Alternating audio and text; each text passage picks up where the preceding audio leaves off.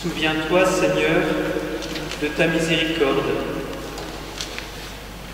Sanctifie ceux qui veulent te servir et protège-les toujours. Car c'est pour eux que ton Fils Jésus-Christ a institué par son sang répandu le sacrement pascal. Lui qui vit et règne pour les siècles des siècles.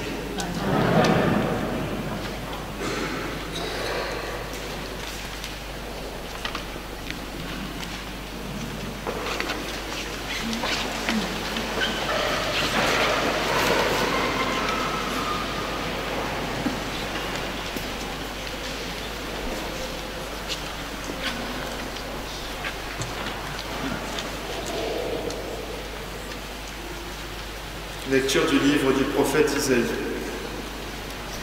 Mon serviteur réussira, dit le Seigneur. Il montera, il s'élèvera, il sera exalté. La multitude avait été consternée en le voyant, car il était si défiguré qu'il ne ressemblait plus à un homme. Il n'avait plus l'apparence d'un fils d'homme. Il étonnera de même une multitude de nations. Devant lui, les rois resteront bouche bée, car ils verront ce que jamais on ne leur avait dit. Ils découvriront ce dont ils n'avaient jamais entendu parler. Qui aurait cru ce que nous avons entendu? Le bras puissant du Seigneur, à qui s'est-il révélé? Devant lui, le serviteur a poussé comme une plante chétive, une racine dans une terre aride. Il était sans apparence ni beauté qui attire nos regards. Son aspect n'avait rien pour nous plaire. Méprisé, abandonné des hommes, homme de douleur, familier de la souffrance. Il était pareil à celui devant qui on se voile la face. Et nous l'avons méprisé, compté pour rien. En fait, c'était nos souffrances qu'il portait, nos douleurs dont il était chargé. Et nous pensions qu'il était frappé, meurtri par Dieu, humilié. Or, c'est à cause de nos révoltes qu'il a été transpercé, à cause de nos fautes qu'il a été broyé. Le châtiment qui nous donne la paix a pesé sur lui. Par ses blessures, nous sommes guéris. Nous étions tous errants comme des brebis. Chacun suivait son propre chemin. Mais le Seigneur a fait retomber sur lui nos fautes à nous tous. Maltraité, il s'humilie. Il n'ouvre pas la bouche.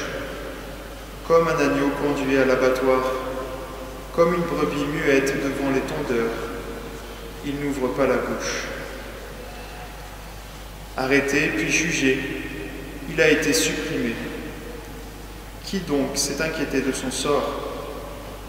Il a été retranché dans la terre des vivants, frappé à mort pour les révoltes de son peuple. On a placé sa tombe avec les méchants, son tombeau avec les riches. Et pourtant, il n'avait pas commis de violence. On ne trouvait pas de tromperie dans sa bouche. Broyé par la souffrance, il a plu au Seigneur. S'il remet sa vie en sacrifice de réparation, il verra une descendance, il prolongera ses jours. Par lui, ce qui plaît au Seigneur réussira.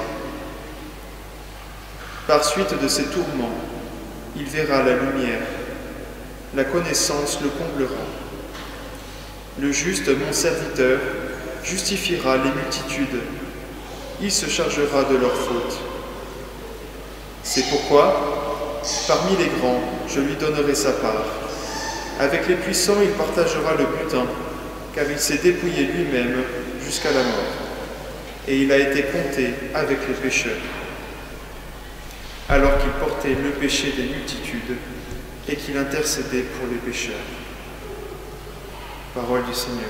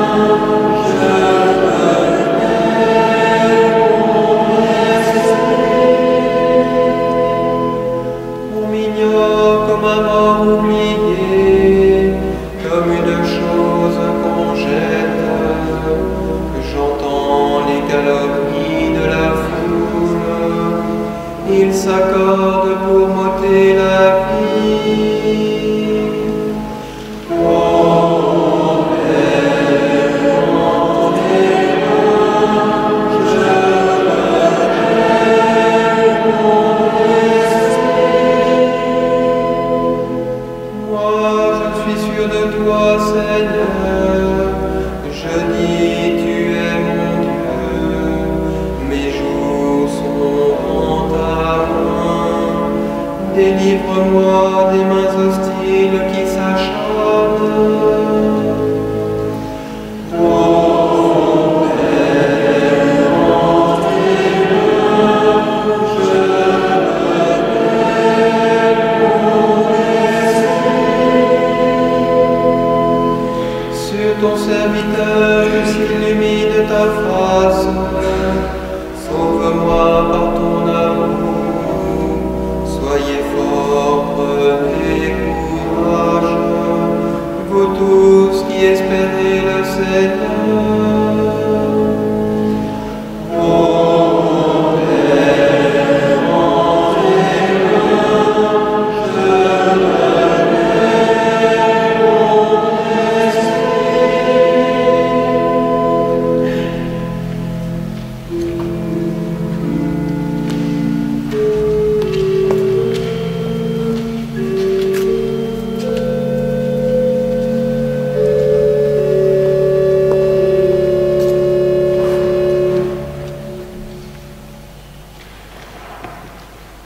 Lecture de la lettre aux Hébreux.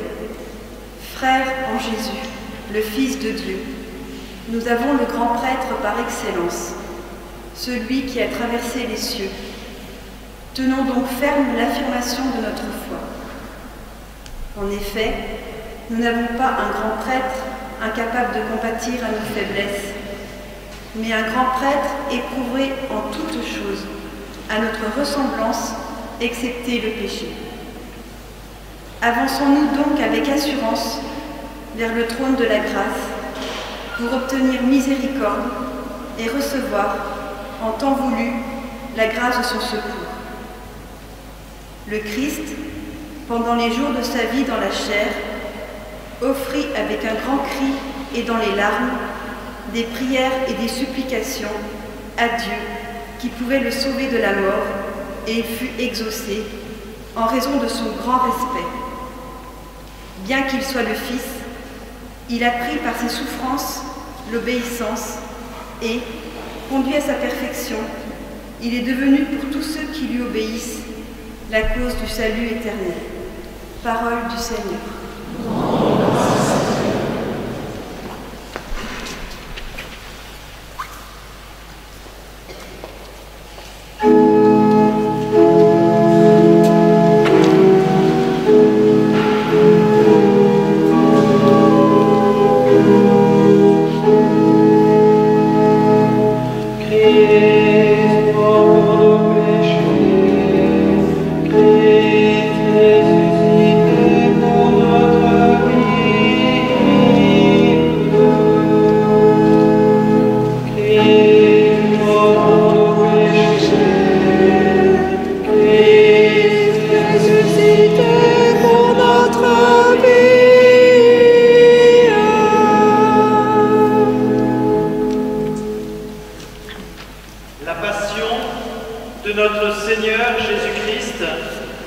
Selon saint Jean.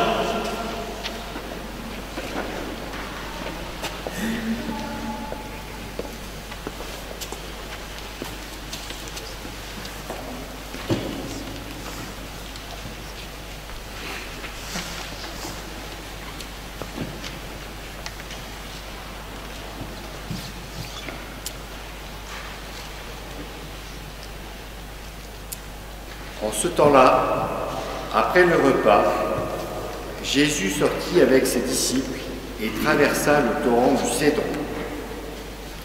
Il y avait là un jardin dans lequel il entra avec ses disciples. Judas, qui le livrait, connaissait l'endroit lui aussi, car Jésus et ses disciples s'y étaient souvent réunis. Judas, avec un détachement de soldats, ainsi que des gardes envoyés par les grands prêtres et les pharisiens, arrivent à cet endroit. Ils avaient des lanternes, des torches et des armes. Alors Jésus, sachant tout ce qui allait lui arriver, s'avança et leur dit : Qui cherchez-vous ? Ils lui répondirent : Jésus le Nazaréen. Il leur dit : C'est moi, je le suis. Judas, qui le livrait, se tenait avec eux. Quand Jésus leur répondit : C'est moi, je le suis, ils reculèrent et ils tombèrent à terre. Il leur demanda de nouveau : Qui cherchez-vous ? Ils dirent : Jésus le Nazaréen. Jésus répondit : Je vous l'ai dit, c'est moi, je le suis. Si c'est bien moi que vous cherchez, ceux-là, laissez-les partir. Ainsi s'accomplissait la parole qu'il avait dite : Je n'ai perdu aucun de ceux que tu m'as donnés. Or Simon-Pierre avait une épée. Il la tira, frappa le serviteur du grand prêtre et lui coupa l'oreille droite. Le nom de ce serviteur était Malchus. Jésus dit à Pierre : Remets ton épée au fourreau. La coupe que m'a donnée le Père, vais-je refuser de la boire ? Alors la troupe, le commandant et les gardes juifs se saisirent de Jésus et le ligotèrent. Ils l'emmenèrent d'abord chez Anne, beau-père de Caïphe, qui était grand prêtre cette année-là. Caïphe était celui qui avait donné aux Juifs ce conseil : il vaut mieux qu'un seul homme meure pour le peuple. Or, Simon-Pierre, ainsi qu'un autre disciple, suivait Jésus. Comme ce disciple était connu du grand prêtre, il entra avec Jésus dans le palais du grand prêtre. Pierre se tenait près de la porte, dehors.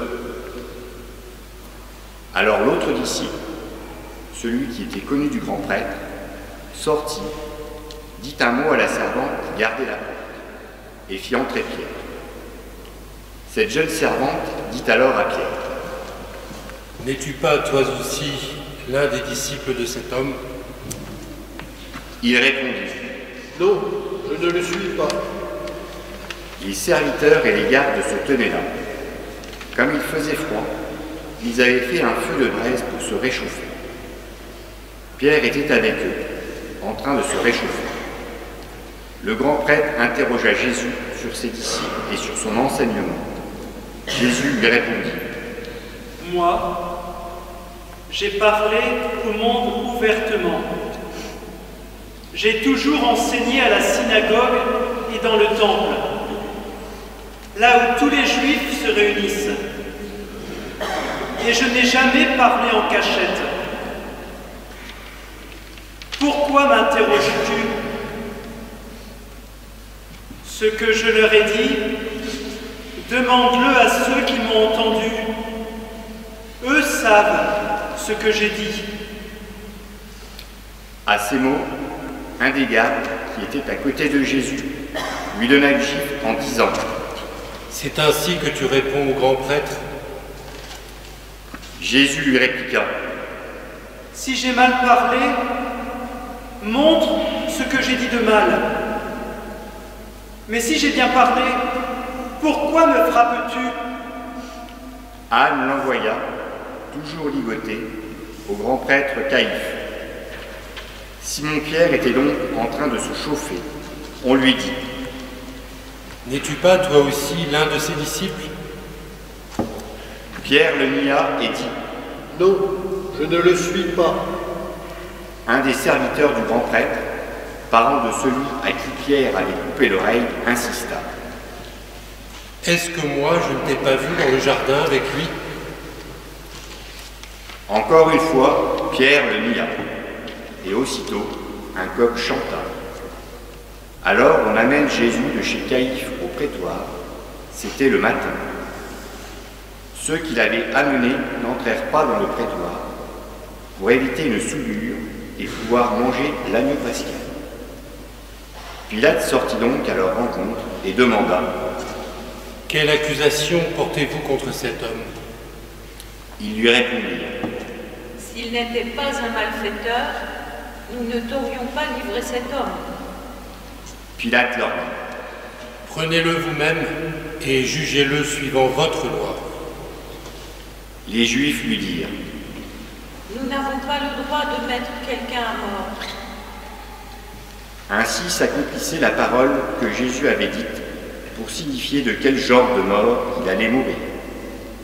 Alors Pilate rentra dans le prétoire. Il appela Jésus et lui dit: Es-tu le roi des Juifs? Jésus lui demanda: Dis-tu cela de toi-même, ou bien d'autres te l'ont dit à mon sujet? Pilate répondit: Est-ce que je suis juif, moi? Ta nation et les grands prêtres t'ont livré à moi. Qu'as-tu donc fait? Jésus déclara: Ma royauté n'est pas de ce monde. Si ma royauté était de ce monde, j'aurais des gardes qui se seraient battus pour que je ne sois pas livré aux Juifs. En fait, ma royauté n'est pas d'ici. Pilate lui répondit: Alors tu es roi? Jésus répondit: C'est toi-même qui dis que je suis roi. Moi je suis né, je suis venu dans le monde pour ceci, rendre témoignage à la vérité. Quiconque appartient à la vérité, écoute ma voix. Pilate lui dit: Qu'est-ce que la vérité?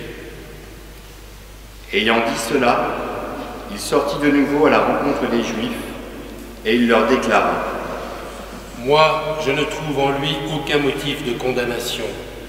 Mais chez vous, c'est la coutume que je vous relâche quelqu'un pour la Pâque. Voulez-vous donc que je vous relâche le roi des Juifs? Alors ils répliquèrent en criant: Pas lui, mais Barabbas. Or ce Barabbas était un bandit. Alors Pilate fit saisir Jésus pour qu'il soit flagellé. Les soldats tressèrent avec des épines une couronne qui lui posèrent sur la tête, puis ils le revêtirent d'un manteau pourpre. Ils s'avançaient vers lui et ils disaient « Salut à toi, roi des Juifs !» Et ils le giflaient.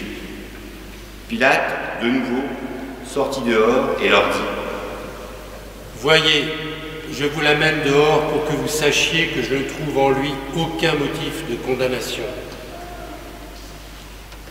Jésus donc sortit dehors, portant la couronne d'épines et le manteau pourpre. Et Pilate leur déclara « Voici l'homme. » Quand ils le virent, les grands prêtres et les gardes se mirent à crier « Crucifie-le! Crucifie-le !» Pilate leur dit « Prenez-le vous-même et crucifiez-le. Moi, je ne trouve en lui aucun motif de condamnation. » Ils lui répondirent « Nous avons une loi, et suivant la loi, il doit mourir parce qu'il s'est fait fils de Dieu. » Quand Pilate entendit ces paroles, il redoubla de crainte. Il rentra dans le prétoire et dit à Jésus « D'où es-tu » Jésus ne lui fit aucune réponse. Pilate lui dit alors « Tu refuses de me parler, à moi? Ne sais-tu pas que j'ai pouvoir de te relâcher et pouvoir de te crucifier ?» Jésus répondit « Tu n'aurais aucun pouvoir sur moi si tu ne l'avais reçu d'en haut. C'est pourquoi celui qui m'a livré à toi porte un péché plus grand. » Dès lors, Pilate cherchait à le relâcher. Mais les Juifs se mirent à crier « Si tu le relâches, tu n'es pas un ami de l'empereur. Quiconque se fait roi s'oppose à l'empereur. » En entendant ces paroles, Pilate amena Jésus au dehors.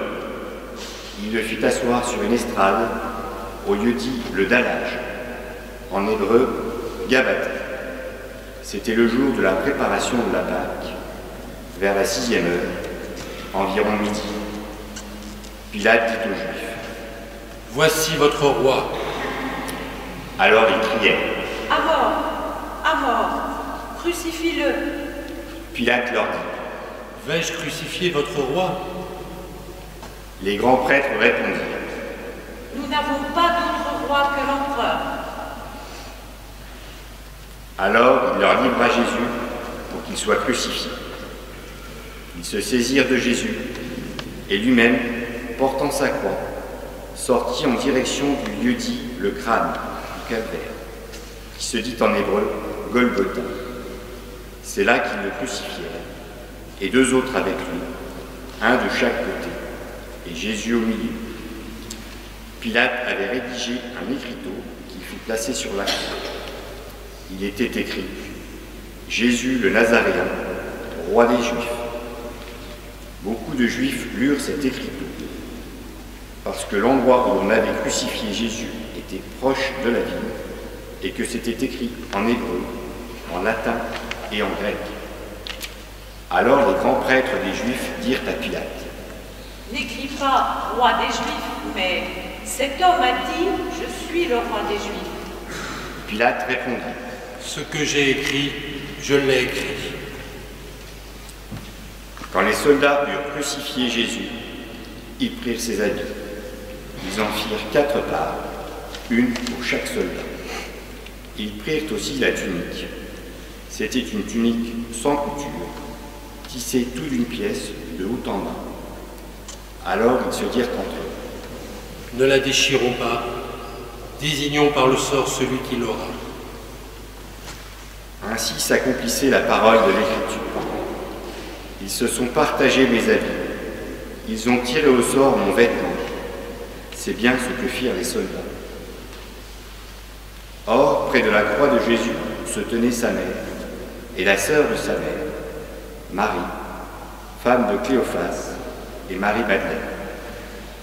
Jésus, voyant sa mère, et près d'elle le disciple qu'il aimait, dit à sa mère « Femme, voici ton fils. » Puis il dit au disciple « Voici ta mère. » Et à partir de cette heure-là, le disciple l'a pris chez lui. Après cela, sachant que tout, désormais, était achevé pour que l'Écriture s'accomplisse jusqu'au bout, Jésus dit : J'ai soif. Il y avait là un récipient plein de boisson vinaigrée. On fixa donc une éponge remplie de ce vinaigre à une branche d'hysope et on l'approcha de sa bouche.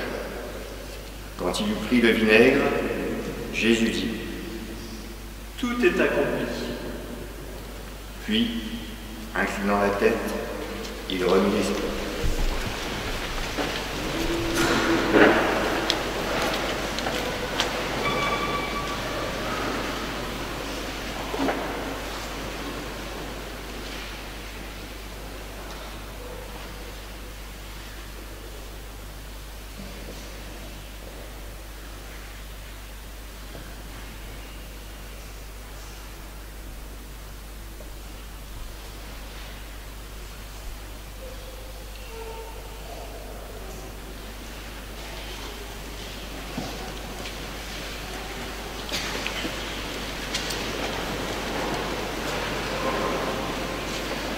Comme c'était le jour de la préparation, c'est-à-dire le vendredi, il ne fallait pas laisser les corps en croix durant le sabbat, d'autant plus que ce sabbat était le grand jour de la Pâque.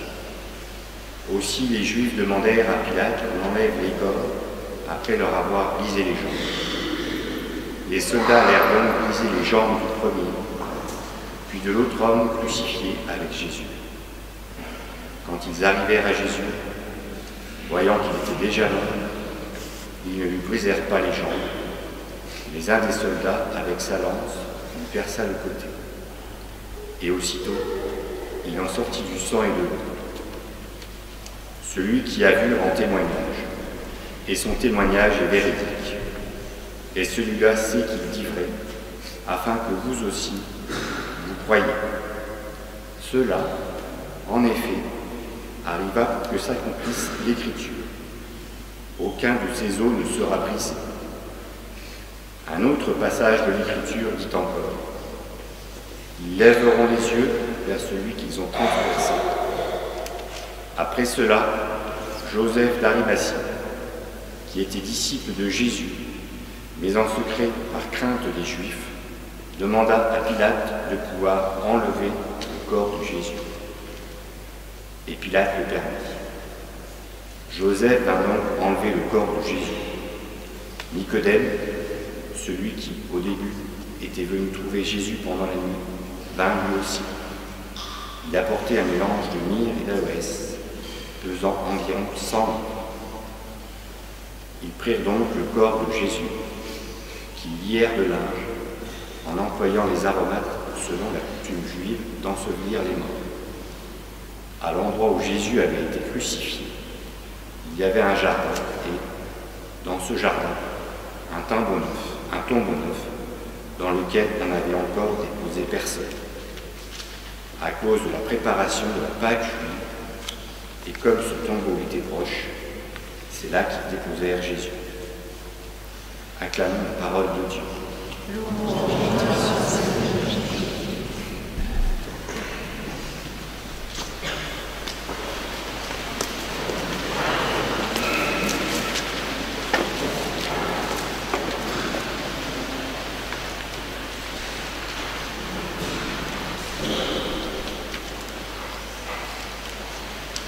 Dans l'Ancien Testament, il y a le prophète qui dit : ah, si tu déchirais les cieux! Ah, si tu déchirais les cieux! Ceci fait allusion au péché originel qui a fermé le ciel. Ah, si tu déchirais les cieux! Au baptême du Christ, il est dit que le ciel s'ouvrit, une voix se fit entendre : celui-ci est mon Fils bien-aimé, en qui j'ai mis tout mon amour. Ah, si tu déchirais les cieux, disait le prophète.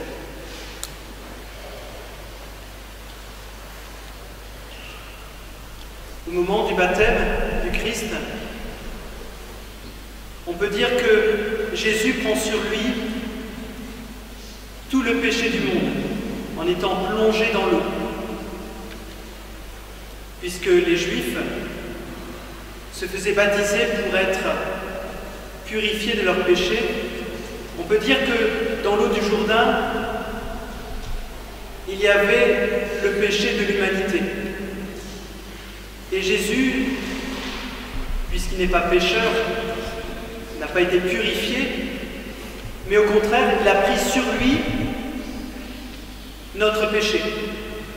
Notre péché, pas simplement le péché d'il y a 2000 ans, mais notre péché à nous, aujourd'hui.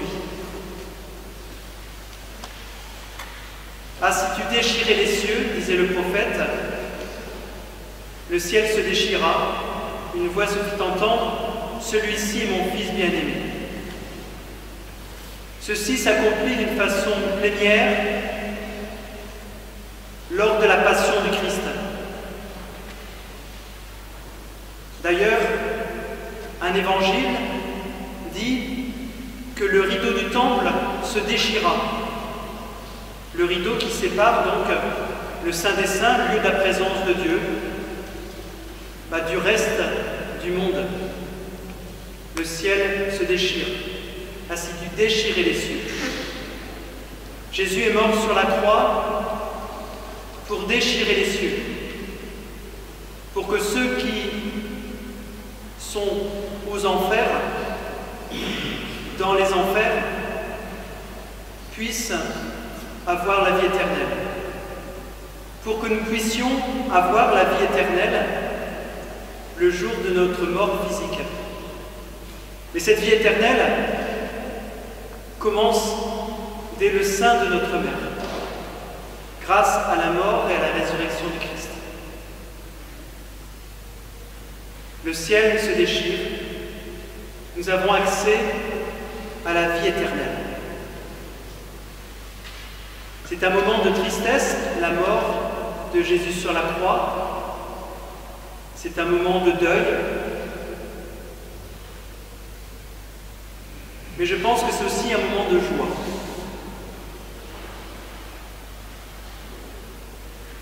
À Pâques, nous lirons dans la préface « Heureuse faute qui nous valut une telle rédemption ».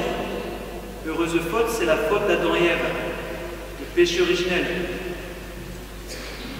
Et l'auteur de cette préface se réjouit de la faute d'Adam et Ève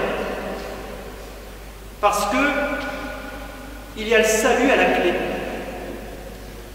Et le salut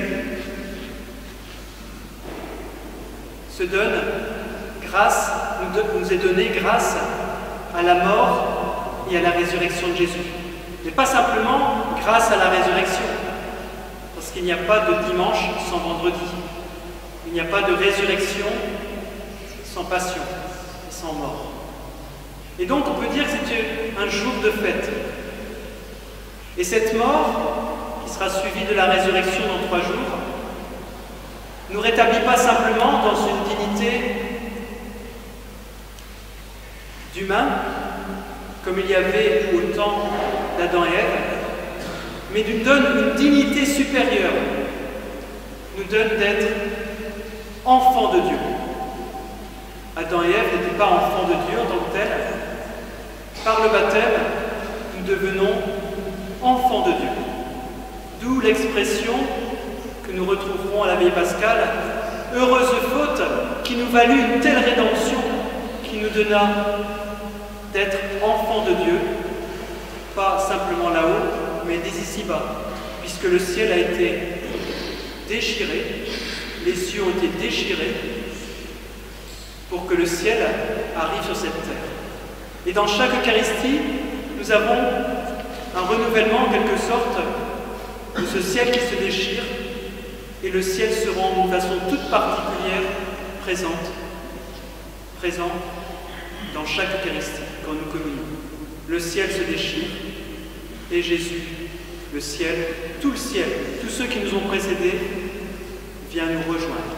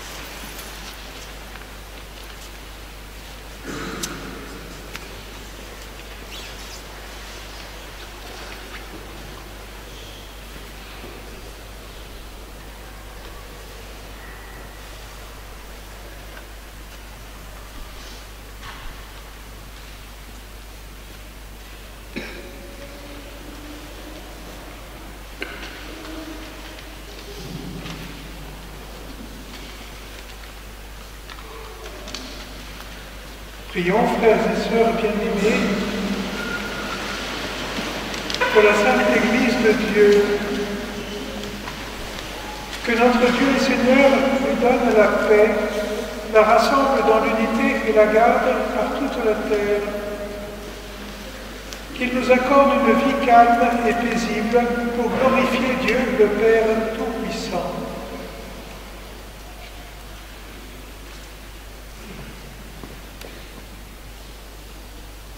Dieu éternel, Tout-Puissant, dans le Christ, tu as révélé ta gloire à tous les peuples. Protège l'œuvre de ta miséricorde, afin que ton Église répandue par tout l'univers demeure inébranlable dans la foi, pour proclamer ton nom par le Christ notre Seigneur.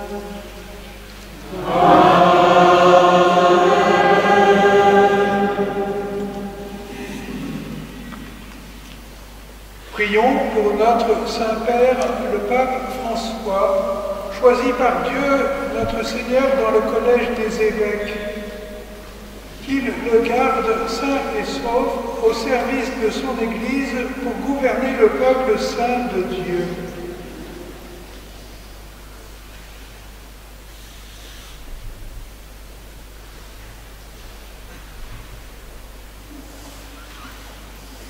Dieu éternel et tout-puissant, dont la sagesse organise toutes choses, écoute en ta bonté notre prière. Protège avec amour l'évêque de Rome que tu nous as choisi, afin que sous la conduite de ce pasteur suprême, le peuple chrétien que tu gouvernes progresse toujours dans la foi. Par le Christ notre Seigneur. Amen.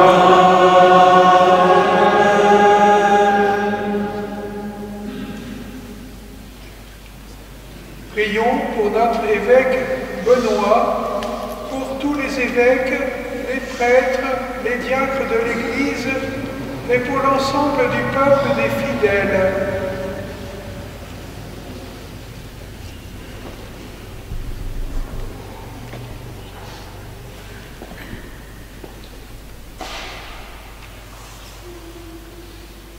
Dieu éternel et tout-puissant, dont l'Esprit sanctifié gouverne le corps entier de l'Église,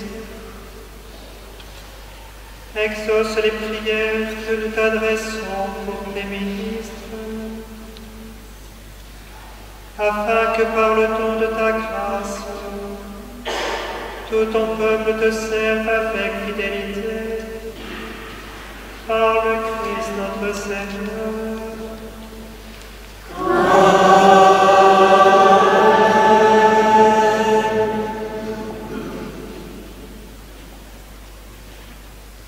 Prions pour nos catéchumènes, que Dieu, notre Seigneur, ouvre leur cœur à sa parole et les accueille dans sa miséricorde.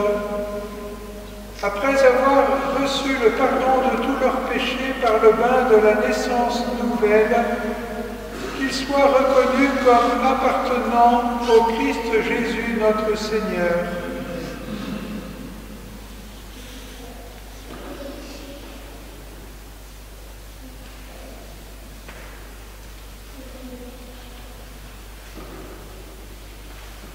Dieu éternel et tout-puissant, toi qui assures la fécondité de ton peuple en lui donnant toujours de nouveaux enfants, augmente en nos catéchumènes la foi et l'intelligence de la foi, qu'ils renaissent à la source du baptême et prennent place parmi tes enfants d'adoption. Par le Christ notre Seigneur.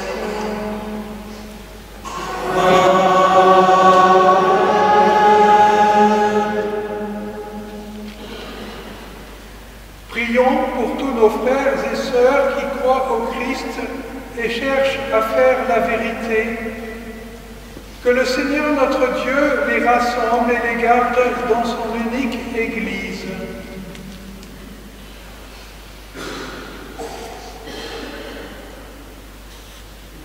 Dieu éternel et tout-puissant, toi qui rassembles ce qui est dispersé et qui gardes ce que tu as rassemblé, jette un regard de paix sur le troupeau conduit par ton Fils. Accorde à ceux qu'un même baptême a consacrés d'être unis dans la plénitude de la foi et de demeurer en communion par le lien de la charité, par le Christ notre Seigneur.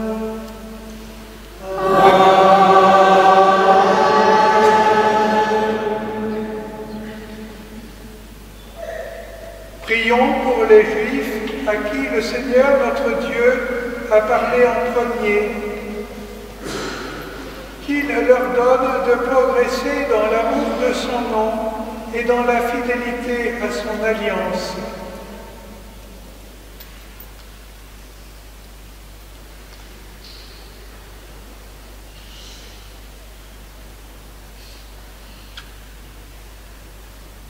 Dieu éternel et tout-puissant, toi qui as confié tes promesses à Abraham et à sa descendance, écoute avec bonté les prières de ton Église. Donne au peuple que tu as choisi en premier de parvenir à la plénitude de la rédemption par le Christ notre Seigneur.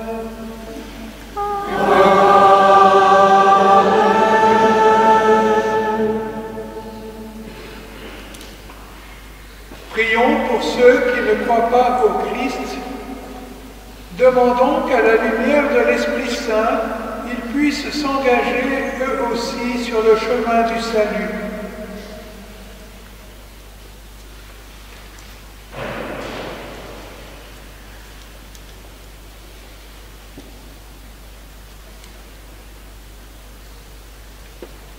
Dieu éternel et tout-puissant, donne à ceux qui ne reconnaissent pas le Christ de marcher en ta présence d'un cœur sincère, afin de découvrir la vérité. Et donne-nous de progresser sans cesse dans l'amour mutuel, attentifs à percevoir plus pleinement le mystère de ta vie, pour être dans le monde des témoins plus parfaits de ton amour, par le Christ notre Seigneur.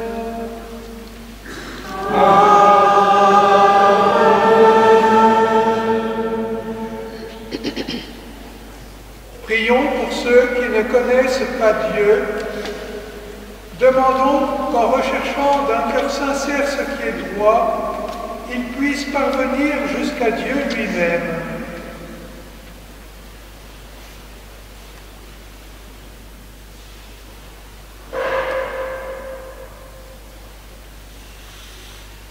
Dieu éternel et tout-puissant, tu as créé l'être humain pour qu'il te cherche dans un désir inlassable et que son cœur s'apaise en te trouvant. Nous t'en prions, fais que tous, au milieu des difficultés qui leur font obstacle, discernent les signes de ta tendresse et perçoivent le témoignage des œuvres bonnes de ceux qui croient en toi, afin d'avoir le bonheur de te reconnaître, toi le seul vrai Dieu et notre Père, par le Christ notre Seigneur.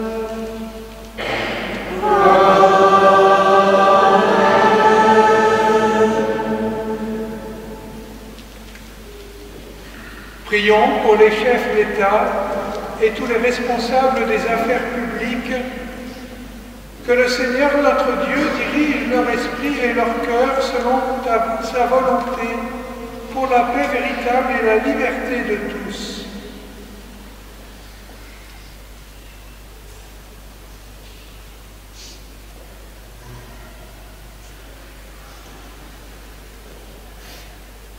Dieu éternel et tout-puissant, le cœur humain et les droits des peuples sont en ta main.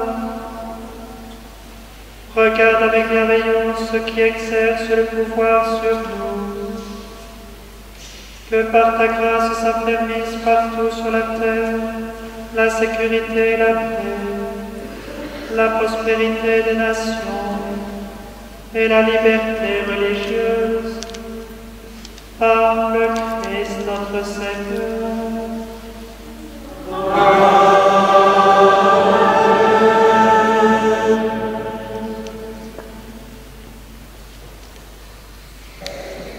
Frères et sœurs bien-aimés, prions Dieu le Père Tout-Puissant pour qu'il purifie le monde de toute erreur, chasse les maladies et repousse la famine, ouvre les prisons et brise les chaînes, protège ceux qui voyagent, ramène chez eux les exilés, donne la force aux malades et aux mourants accorde le salut.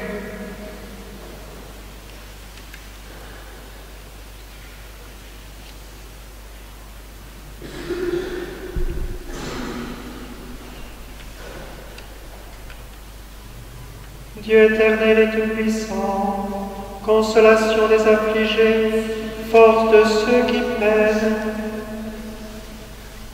entends les prières de ceux qui crient vers toi, quelle que soit leur souffrance, que tous aient la joie de trouver dans leur détresse le secours de ta miséricorde. Par le Christ notre Seigneur.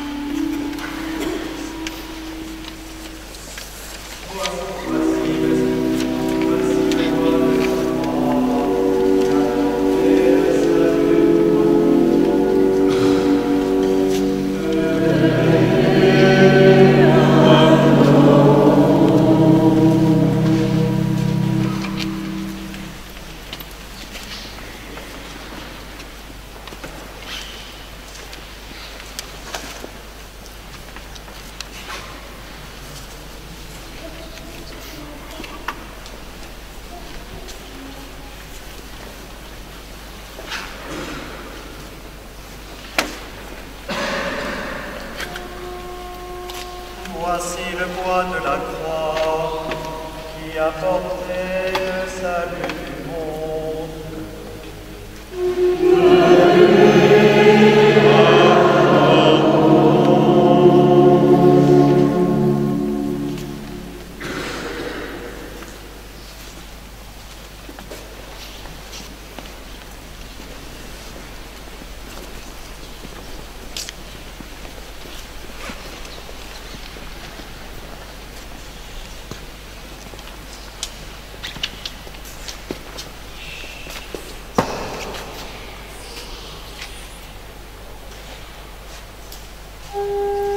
Voici le bois de la croix qui a porté le salut du monde.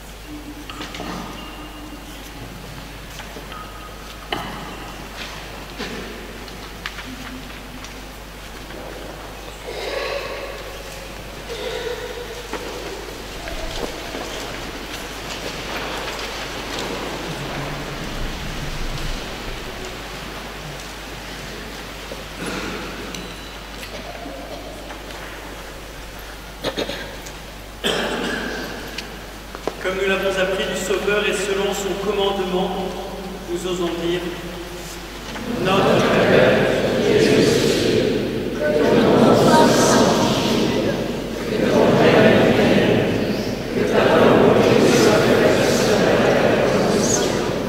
Donne-nous aujourd'hui notre pain quotidien. Pardonne-nous nos offenses, comme nous pardonnons aussi à ceux qui nous ont offensés. Et ne nous laisse pas entrer en tentation, mais délivre-nous du mal. Délivre-nous de tout mal, Seigneur, et donne la paix à notre temps. Soutenus par ta miséricorde, nous serons libérés de tout péché. À l'abri de toute épreuve, nous qui attendons que se réalise cette bienheureuse espérance, l'avènement de Jésus-Christ notre Sauveur.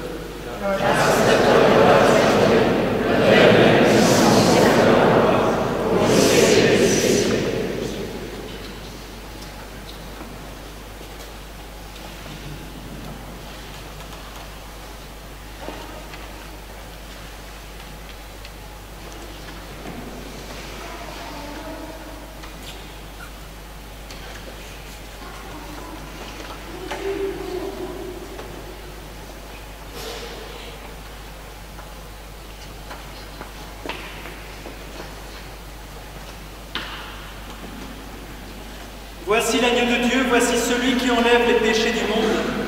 Heureux les invités au repas des noces de l'agneau.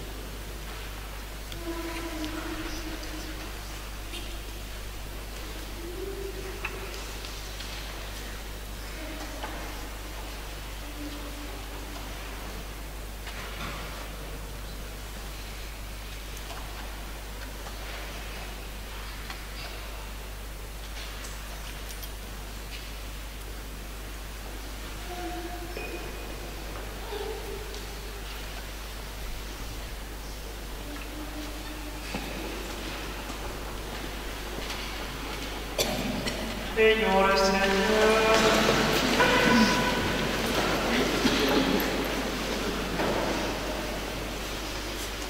Dieu éternel et tout-puissant, tu nous as renouvelés par la mort et la résurrection bienheureuse de ton Christ. Entretiens en nous l'œuvre de ta miséricorde, que notre communion à ce mystère consacre à ton service notre vie tout entière. Par le Christ notre Seigneur.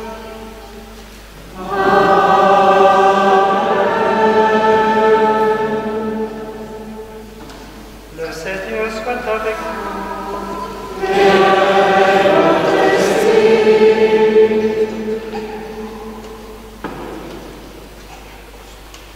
Que ta bénédiction, nous t'en prions, Seigneur, descende en abondance sur ton peuple, qui a célébré la mort de ton Fils, dans l'espérance de sa propre résurrection.